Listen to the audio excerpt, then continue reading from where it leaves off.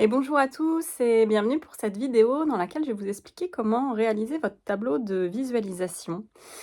Donc cette vidéo fait suite à un atelier de yoga pour lequel on a posé toutes nos intentions pour 2025 et on a essayé de libérer ce qui devait être libéré, les blocages et ce qu'on ne souhaite plus après avoir passé le cap de l'année 2024.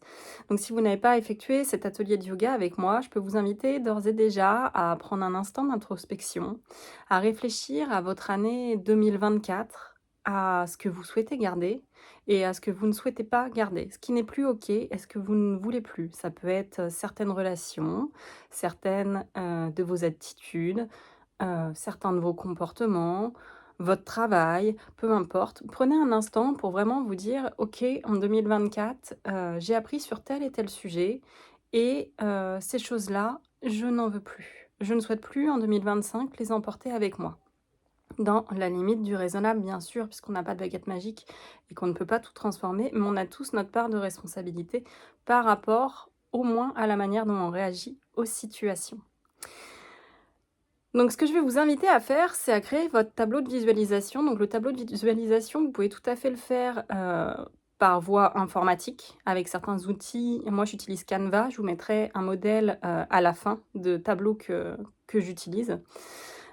Sinon, vous pouvez également, si vous vous sentez, créatif, le faire avec, une feuille de papier, enfin plutôt, de carton, quelque chose où justement vous allez pouvoir, coller des citations, des images extraites de magazines et cetera et cetera. Pourquoi pas dessiner si vous êtes quelqu'un qui aimait dessiner, peindre, rajouter, des éléments qui peuvent être totalement différents si vous faites du scrapbooking par exemple. On est sur quelque chose de très créatif et le premier objectif du tableau de visualisation, c'est pas de vous fixer des objectifs, qui vont venir drainer votre énergie et qui vont venir, vous stresser. Au contraire, le tableau de visualisation, on peut le voir un peu comme, un tableau de gratitude.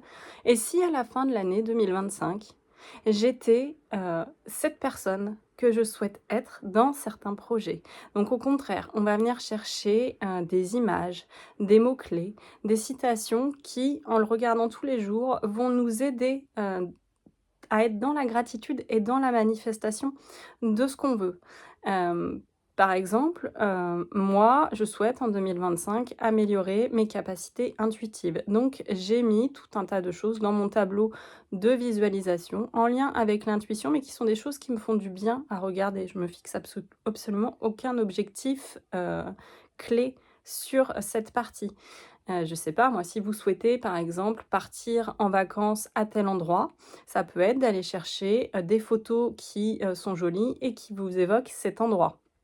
Évidemment, si vous souhaitez partir à Tahiti et que financièrement c'est compliqué, l'idée derrière cette visualisation, ça va aussi être de se dire, «Si le voyage de ma vie, c'est Tahiti, est-ce que déjà je le mets en place pour 2025 ou est-ce que je peux commencer à le manifester, mais le décaler dans le temps?»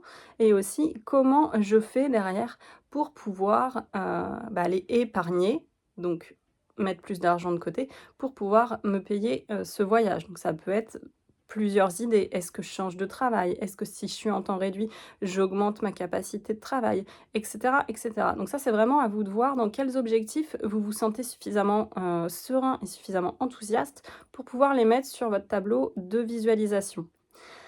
Ça, c'est la première des choses. La deuxième des choses, c'est que votre tableau de visualisation, donc ça doit être quelque chose qui vous est vraiment personnel, si possible avec, des photos de vous, pas forcément des photos que vous allez trouver, dans des magazines. Surtout si c'est, pour un objectif qui peut être lié à une perte de poids. L'idée d'aller voir un corps qui n'est pas le sien, ça va pas forcément vous donner envie. Ça peut au contraire créer des blocages. Donc, peut-être de vous visualiser vous en train de faire du vélo, en train de marcher ou de mettre des éléments qui vous donnent envie, de prendre soin de vous. Ça peut être par le biais de l'alimentation et cetera et cetera. Donc c'est vraiment un tableau qui vous est propre. Et enfin, sur ce tableau de visualisation, on va également pouvoir déterminer des objectifs, mais il faut quand même rester focus. L'idée du tableau de visualisation, c'est pas d'avoir un tableau où vous allez mettre 15-20 images qui n'ont rien à voir les unes avec les autres et qui vont vous éparpiller mentalement.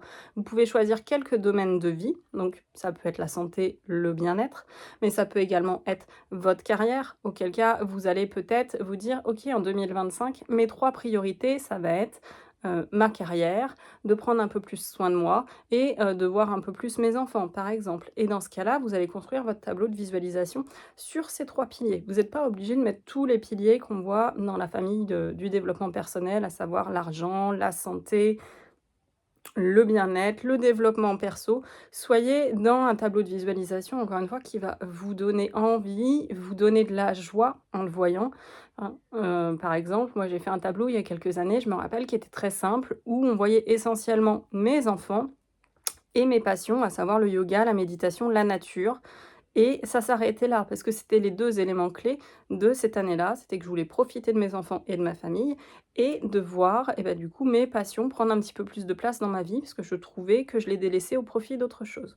Donc j'avais choisi que ces 2 axes-là, mais le fait de voir ce tableau tous les jours, bah, ça me faisait beaucoup de bien et d'ailleurs je le regarde encore, il est toujours affiché chez moi et ça fait vraiment partie des choses, à chaque fois que je les regarde. Les photos, j'ai pris du temps à les sélectionner. J'ai choisi également des mots-clés. Le but du tableau de visualisation, ça va vraiment être de choisir des photos qui vous donnent envie, qui vous font vibrer au niveau du cœur et derrière d'aller rajouter à ce tableau de visualisation, donc des mots, qui sont des mots qui vont vibrer à haute fréquence pour vous et pourquoi pas des citations ou rajouter des éléments, des fleurs, ce genre de choses.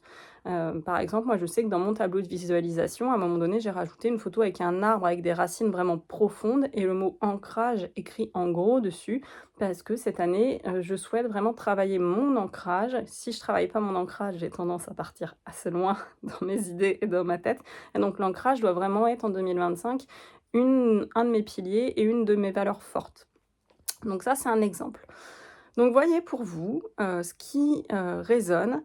Heu, Encore une fois, vous pouvez vous inspirer sur, Google, sur Canva. Canva propose quand même pas mal de ressources, gratuites. Il y a plein de tableaux de visualisation c'est une appli que vous pouvez télécharger sans payer, d'abonnement. Moi, j'aime beaucoup cette appli, elle permet de faire beaucoup de graphismes qui sont sympas. C'est celle que j'utilise à titre personnel.